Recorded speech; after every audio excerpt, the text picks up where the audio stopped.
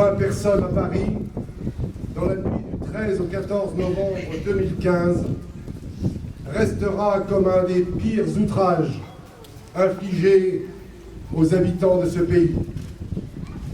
Ces actes provoquent l'horreur et la révolte.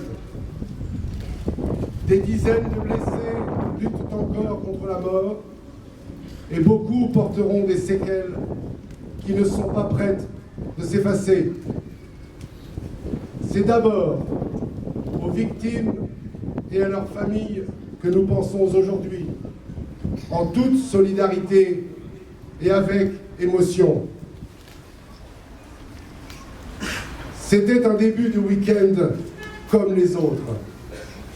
Le temps de la détente, des retrouvailles entre amis, un soir de match, un soir de concert, un soir à rester discuter à la terrasse des bistrots, à refaire le monde, à rire et à boire, à s'embrasser et à s'aimer.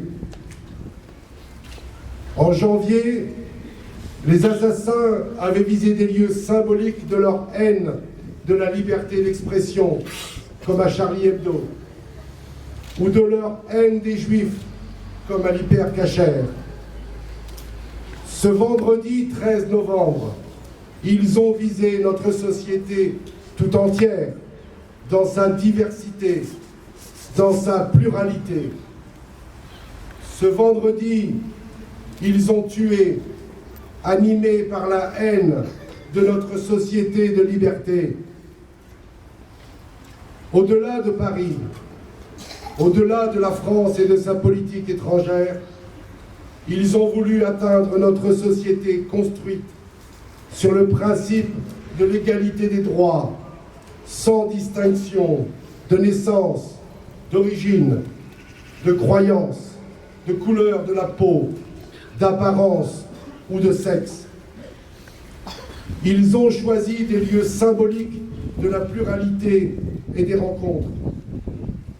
Ils ont visé un collectif composé d'une multitude d'individualités qui se lient les unes aux autres pour former une société de libertés individuelles et de droits collectifs. En semant la mort, ils veulent que la peur s'installe. Nous ne céderons pas à cette peur.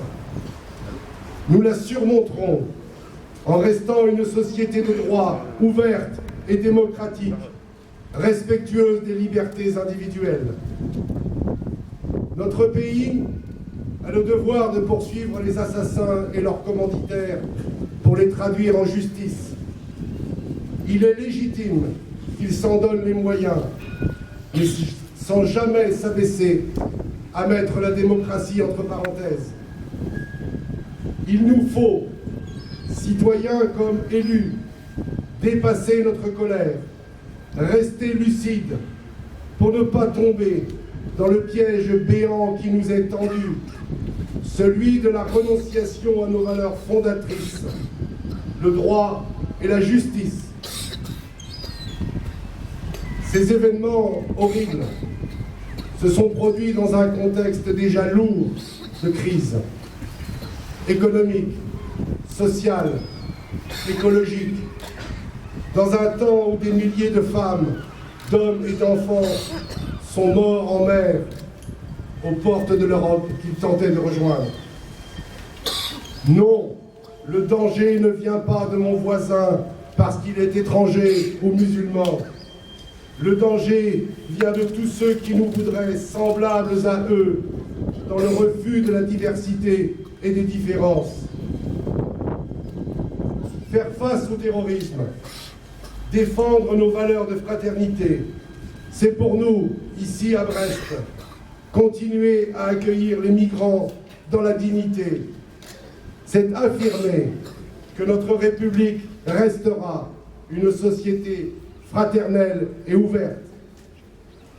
Faire face au terrorisme, c'est faire bloc pour défendre une France diverse, plurielle, qui refuse les amalgames et les boucs émissaires.